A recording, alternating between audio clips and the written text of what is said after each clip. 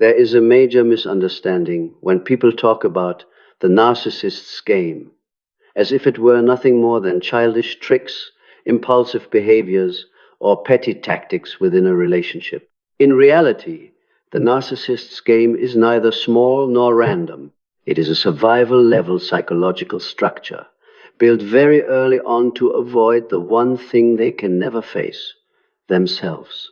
According to Carl Jung, when a person cannot tolerate their shadow, their emptiness, shame, weakness, and personal responsibility, they do not enter it.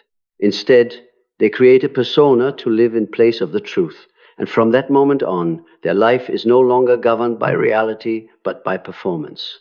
The narcissist's game is precisely how that persona maintains its existence. Every act of manipulation is a postponement of truth. Every distortion of reality is another way to avoid looking into the inner void. Every reaction they successfully provoke from others serves as temporary proof that I still have power, I still have value, I still exist. For the narcissist, control is not an ambition, it is like oxygen. Without it, they fall into existential panic. But here lies the paradox. These games allow them to win in the moment, while the future does not operate on moments. The future operates on character, on trustworthiness, on the capacity to take responsibility and stand firmly in truth. Each time the game succeeds, they believe they have become stronger, when in fact they have just cut another thread connecting them to the future. Each time they avoid facing the shadow, the persona grows larger, but the foundation beneath it becomes thinner.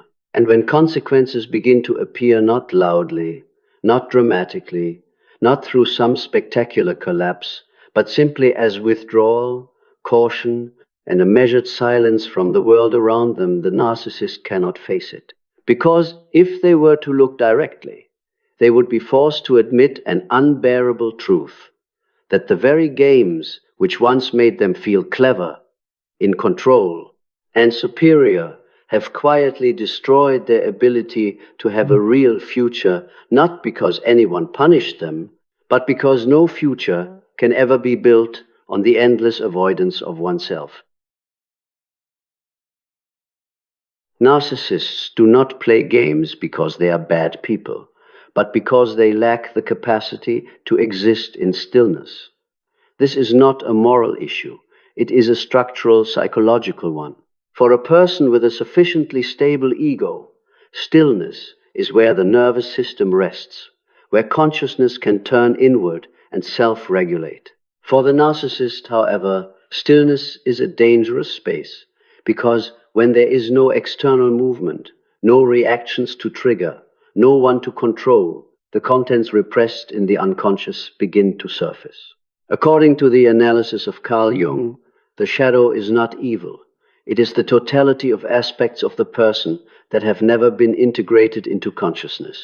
When an individual cannot face the shadow, they overdevelop a persona as a shield. The narcissist is the case in which the persona has inflated to the point of replacing the entire true ego, and from that moment on, they no longer live by inner strength but by feedback from the environment. Jung emphasized that the unconscious does not fall silent when ignored. It merely changes its language, and one of the most powerful channels of the unconscious is dreams. In his research and clinical cases, individuals who avoid the shadow often experience recurring dreams with the same motifs: being chased, falling into a void, standing before a dark room they dare not enter, or being watched by an invisible figure. These are not random symbols. They indicate a psyche that cannot remain still without being invaded by unprocessed unconscious material.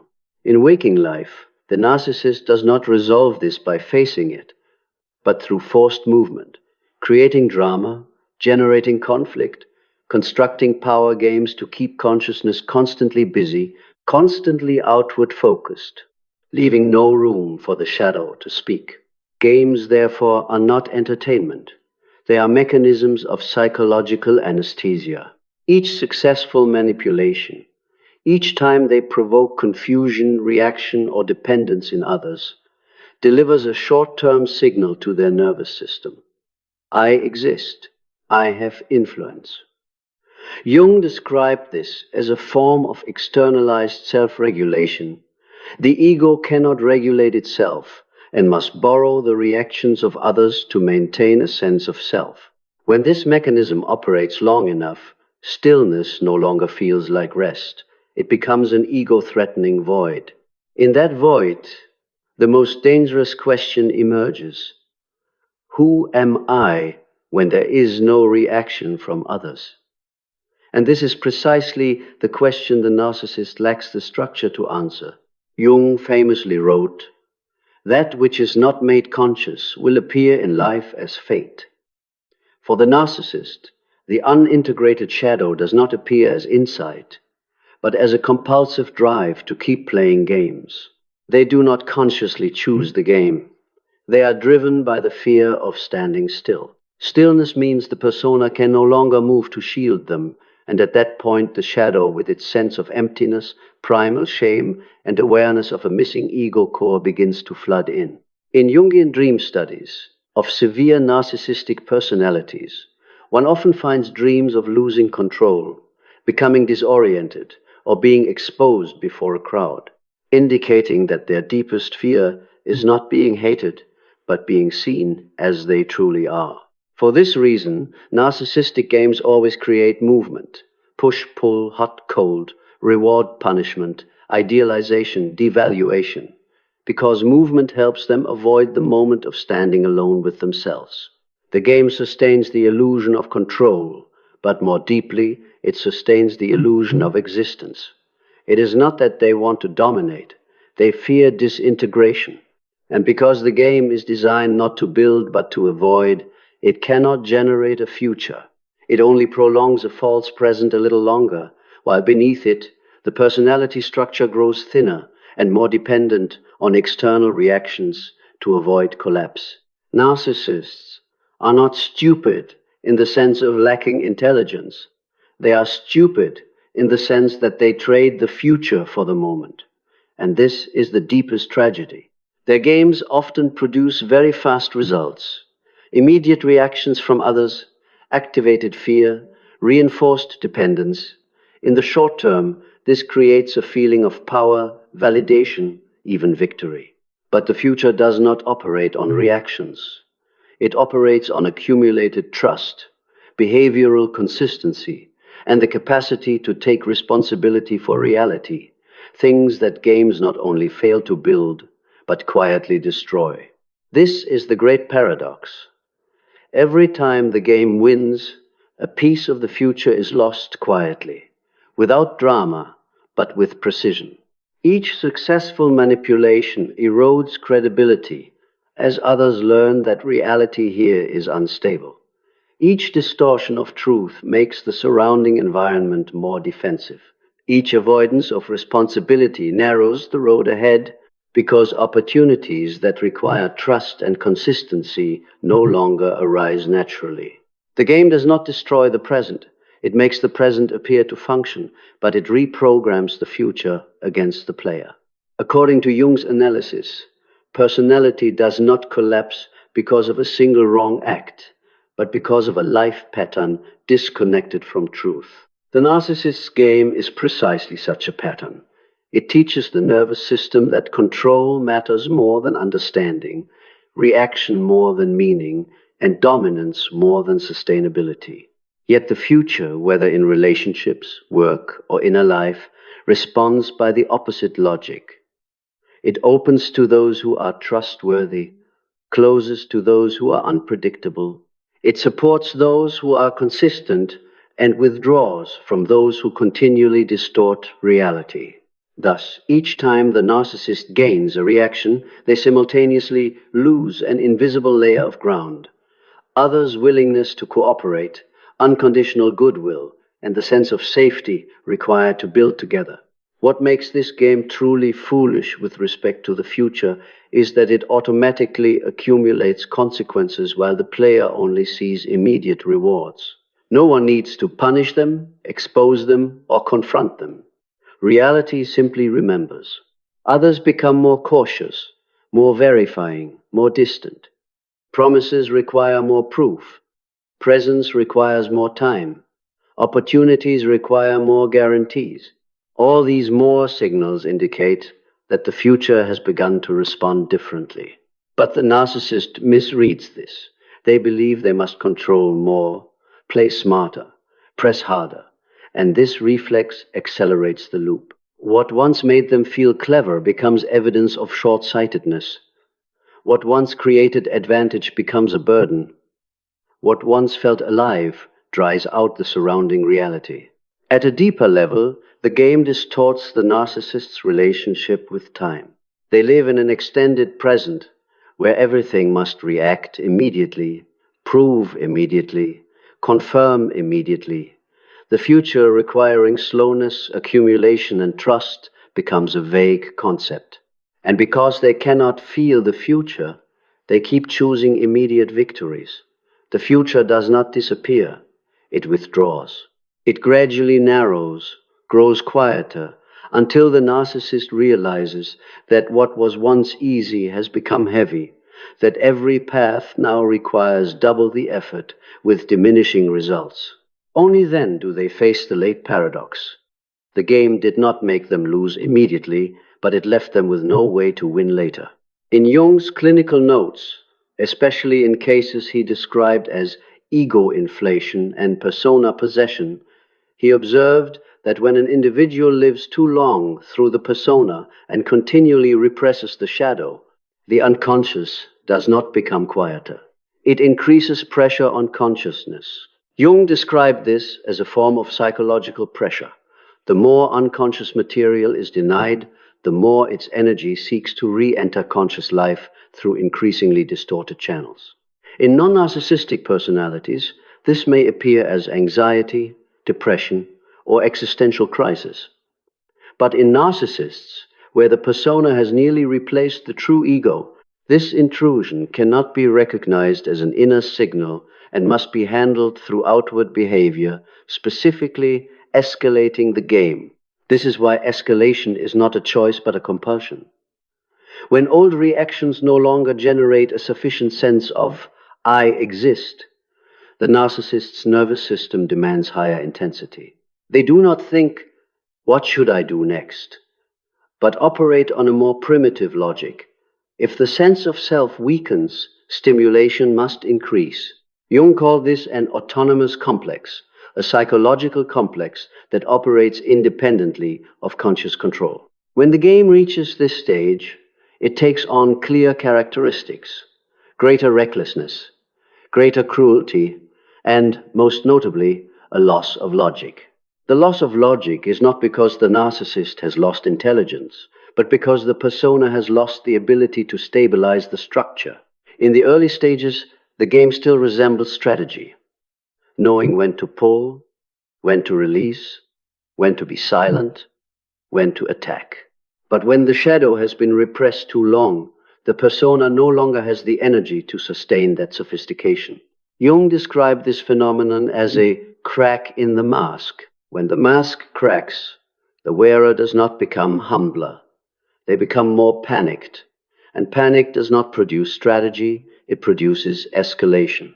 Here, a crucial and novel point must be emphasized. Escalation is not a sign of increasing power. It is a sign that the persona is losing its capacity for self-regulation. The narcissist needs stronger reactions, not because they want more, but because the old threshold no longer works. Like an addicted nervous system, the old dose can no longer numb the emptiness. In Jungian observations of compensatory behavior, he noted that when a defense mechanism ceases to be effective, the individual does not abandon it, but increases the dose, even when the harm is obvious. This is not personal stupidity, but structural blindness. Each escalation gives the narcissist a momentary sense of being real again. But the cost is paid on a subtler level. Trust around them continues to die. No declarations are needed. No confrontations. No judgments. The social system simply records. Jung noted that the collective unconscious responds to personal distortion by withdrawing energy. Others begin to distance themselves without clear reasons, reduce emotional investment, increase defenses. The narcissist does not read this as a signal to stop. They read it as a threat to be subdued. This misinterpretation accelerates the escalation loop. At this stage, the game no longer aims at winning. It aims at preventing collapse. They are not playing to control others, but to avoid inner disintegration. Jung described this state as fear of ego dissolution. For the narcissist, the true ego was never strong enough to exist independently, so when the persona wavers, they do not fall into reflection but into compulsive action. The game becomes harsher not because malice increases, but because the capacity for self-soothing has been exhausted. Ironically, the more they escalate, the more they sever themselves from the conditions required for a future. At the unconscious level, the narcissist no longer perceives the future as a cumulative process. Jung clearly distinguished between chronological time and psychological time. In personalities possessed by the persona, psychological time collapses into a sequence of present moments, where everything must happen immediately to confirm existence. Thus, escalation becomes reflex rather than strategy. And when reflex replaces strategy, the game begins to betray its own player. This marks the critical transition into the next phase, when the shadow has been repressed long enough and the persona can no longer maintain stability. The game not only escalates in intensity, but loses all capacity for direction. From this point on, the narcissist no longer plays in the sense of controlling the game. They are pulled into a chain of increasingly reckless, increasingly cruel, increasingly illogical behaviors, while the surrounding environment continues to withdraw. At this point, collapse is no longer a distant possibility, but an inevitable consequence of unintegrated, compressed shadow energy. Once the game enters the escalation phase, a subtle yet decisive shift begins. The surrounding world no longer responds with conflict, but with withdrawal. This is not punishment, nor moral karma. It is the natural reflex of a system that no longer feels safe near an increasingly unstable structure. In depth psychology, Jung called this withdrawal of libido from the environment. Psychic energy no longer flows toward a distorted center. Crucially, this withdrawal occurs before the narcissist realizes they are losing power. On the surface, they still speak, appear, manipulate, and play. But at a deeper level, social libido has stopped investing. Others no longer unconsciously lean into their narrative, no longer naturally trust, no longer place themselves in vulnerable positions to keep the peace. Jung observed that when a persona becomes too rigid, defensive, and control-dependent, the collective unconscious responds by emptying the stage. No outcry, no loud opposition, just a thinning of presence. And this is the most dangerous form of collapse for the narcissist, because it does not trigger self-correction. It triggers blind escalation. One point Jung emphasized in his notes on failure of adaptation is that people do not collapse when attacked, but when the environment no longer responds as expected. Narcissists are accustomed to reading the world through emotional reactions. As long as there is anger, pain, argument, the game is still running. But when reactions disappear, when silence no longer confronts but closes, they cannot read it as an ending. They interpret it as a void to be filled. And here the game loses all orientation. Collapse at this stage has no climax, no final blow, no single event to point to. Jung described this form of collapse as a process of psychic erosion. Gradually, what once functioned smoothly requires more effort. Speech needs longer explanations. Presence must be proven. Power must be asserted rather than naturally granted. The narcissist feels they are doing more than ever, yet results diminish. Lacking the capacity for inward reflection, they draw the wrong conclusion: that the world has changed, people have become difficult, or someone is sabotaging them from behind. At the unconscious level, what is truly happening is that the persona has lost its mediating function between ego and reality. Jung saw the persona as necessary, but only when flexible and adaptive. When it becomes rigid armor, it no longer transmits signals from the environment inward. The narcissist cannot hear that the world is withdrawing. They only feel a vague deficit and respond with higher intensity. This explains why behavior in collapse often becomes increasingly irrational. Impulsive decisions, excessive speech, actions that damage their own position yet are still rationalized as necessary. A very important detail in Jungian observation is this: the collapse unfolds while the narcissist still believes they are in control. This is not a conscious collapse. It is the prolonged slide of a structure that has lost its foundation but continues to operate through inertia. Jung compared this state to a misaligned compass. The needle still turns, still points somewhere, but no longer matches the real magnetic field.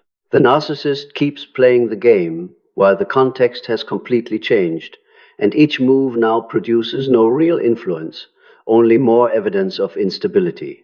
On an even deeper level, the withdrawal of the environment awakens something in the narcissist's unconscious: the fear of being neutralized, not of being hated, not of being punished, but of no longer being the center of the energy flow. Jung wrote that for egos that have not individuated, being ignored is equivalent to psychic death. And it is precisely this fear that makes the narcissist unable to stop, unable to stand still, unable to accept silence as an ending. They keep playing even when no one is participating anymore. This is the moment when the game becomes a complete act of self-isolation. No one has to cut them off. The escalation itself forces the environment to self-adjust. The door does not slam shut, but it no longer opens. The road is not blocked, yet it no longer leads anywhere. Jung called this the loss of symbolic future, the loss of the capacity to imagine a vivid future. The narcissist remains biologically alive, still socially functional, but the future no longer feels inviting. Everything becomes heavy, dry, and empty. And it is at this point that we touch the truth the narcissist cannot face. They did not lose the future because someone left them, but because their own game made the future withdraw first, not through judgment, but through the cessation of investment.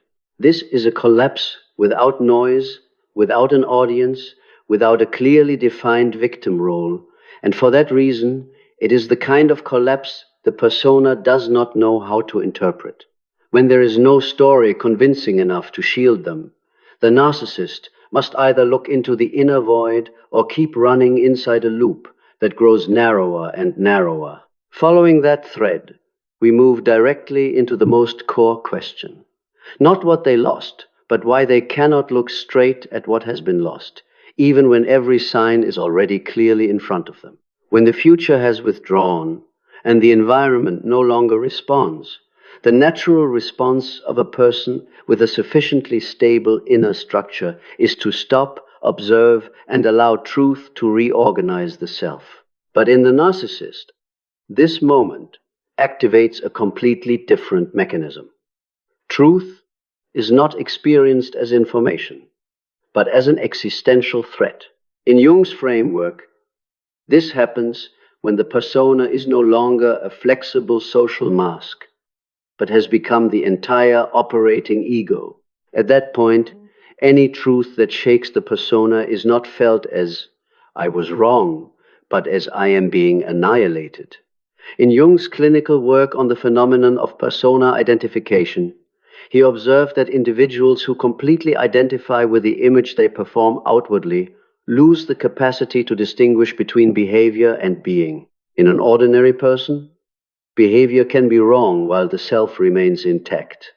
But in the narcissist, behavior is the very place where the persona anchors itself in order to exist.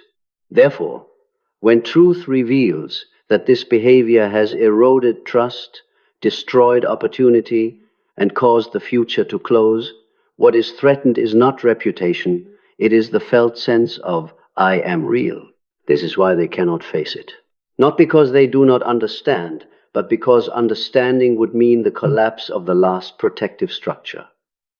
Jung wrote that an unintegrated shadow does not disappear. It possesses the person from behind. But in the narcissist, the paradox is that the shadow does not only contain disowned impulses, it also contains a primordial emptiness, the feeling of having no stable ego core. When the persona cracks, what rises is not remorse that leads to rebirth, but primal panic. At this stage, we often observe a highly characteristic phenomenon. The narcissist rewrites the story, not once, but continuously. They do not simply lie to others, they reconstruct memories so they can continue living with themselves.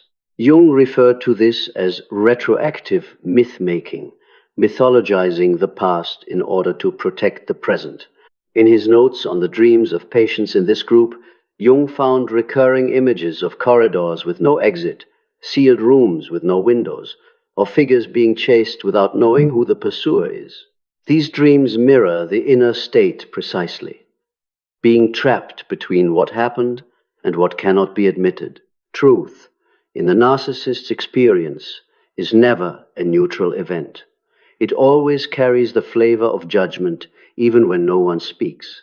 So instead of allowing truth to enter, they develop another strategy, converting truth into injustice. They do not say, "I damaged my own future," but rather, "I was treated unfairly. Other people changed. The world isn't what it used to be." This is not deliberate deceit. It is psychological self-defense at a survival level. Jung warned that when an individual cannot tolerate healthy guilt that leads to repair, guilt will deform into diffuse shame. And that shame does not produce responsibility. It produces avoidance, resentment, and ultimately a psychological freeze. In the narcissist, shame is not felt as "I did something wrong," but as "I am wrong." And because "I am wrong" is intolerable, the entire system must operate to prevent truth from being named accurately. This is why, at this stage, the narcissist may appear calmer on the outside, perhaps even as if they have stabilized. But that stability is not integration, it is freezing. Jung described this state as a kind of psychic frost. Emotion is compressed, reflection is frozen, and inner life no longer develops in depth. They continue living, but they no longer evolve. Time passes, but the inner structure stands still. And here, a cold truth emerges. They cannot build a new future, because doing so would require admitting that the old future was ruined by their own actions. No one else has to accuse them. The truth is already present in how the world responds, in the thinning of opportunity, in the feeling that every road leads back to a familiar loop. But to admit that, they would have to release the persona, and releasing the persona would mean entering the void they have fled their entire life, so they do not face it. Not because they are evil, but because they have no inner tools to endure truth without disintegrating. And this is precisely the key point that leads into the final movement. When the narcissist cannot face reality, someone else will step out of the game not to punish, but to stop being the energy source for a structure that no longer has the capacity to transform. Your withdrawal is not an emotional act, not a clever tactic, and certainly not a message directed at the narcissist. At the deepest level, it is a structural event. A system that survives on reactions is deprived of the condition for its existence. In Jung's language, this is the moment libido withdraws from the external object and returns toward a center that has never been integrated. But unlike an individuating person, the narcissist has no center capable of receiving this energy. What they have is a persona, and a persona cannot live without an audience. What matters is this: when you withdraw, you are not playing the role of the one who ends things. You are simply no longer keeping the structure running. Before that, whether you were in pain, arguing, explaining, or silent in hope, you were still present as an anchor for their reality. You were where they displaced the shadow, where they tested power, where they felt real. When you step out, there is no slammed door, no final proclamation, but the stage is empty. And for a structure that lives by performance, an empty stage is equivalent to nothingness. This is why your withdrawal is fundamentally different from confrontation. Confrontation is still participation. Explanation is still participation. Forgiveness offered at the right moment is still participation. Even anger is a form of energetic presence. But withdrawal, in the Jungian sense, is the severing of the feedback stream, not to punish, but because your nervous system no longer consents to regulating a structure that cannot self-regulate. And when external regulation disappears, the system does not collapse immediately. It goes rigid. That rigidity is what the narcissist cannot tolerate, not because it hurts, but because there is nothing to grasp. There is no longer anyone to mirror the image "I have power," no one to distort reality with in order to avoid the void. In Jung's observations on the collapse of the inflated ego, he noted that the most crisis-inducing factor is not failure, but irrelevance. With no reaction, no way to define the self through another, the narcissist enters a suspended state where the persona lacks the energy to continue and the shadow is too heavy to integrate. One point must be made clearly to avoid a common misunderstanding. Your withdrawal does not awaken them. It only exposes the limit. For a very rare few with enough inner flexibility, this moment can open a painful but genuine process: individuation, accountability, and ego restructuring. But for most narcissists, what follows is not transformation but freezing. They stop developing, repeat the old story, reuse the old strategies in contexts that respond less and less. Not because they want this, but because there is no other road the persona knows how to walk. This explains why your withdrawal feels so final. Not because you did something dramatic, but because you stopped protecting them from the consequences of the structure they live inside. Before your presence, whatever form it took, softened reality's sharp edges and slowed the narrowing of the future. When you withdraw, reality does not change its attitude. It simply stops being compensated for. And a structure that survives by compensation cannot last when compensation disappears. On your side, what happens is entirely different. When you withdraw, your nervous system is no longer pulled into the reaction-escalation loop. Energy returns inward, not to obsess, but to re-establish order. You do not need to win, prove, or be understood. Jung described this as the moment the ego stops being possessed by a complex and begins to regain its capacity for orientation. Peace arrives not because every question has been answered, but because you are no longer inside a system that demands you sacrifice your truth to keep it running. And this is the most important final point of the entire analysis. You do not leave to close the narcissist's story. You leave so that their story no longer needs you as its foundation. That does not create dramatic justice, but it creates a boundary of reality, something the game cannot cross. What is not built on truth can exist through reaction, but it cannot exist when reaction disappears. Time does not need to take sides. It simply keeps moving, and only structures with a real core can move with it. So your withdrawal is not a personal ending, it is a principled ending. It does not declare you right and them wrong. It simply states that a game cannot continue without players, and a future cannot form around a structure that has removed the very conditions required for trust.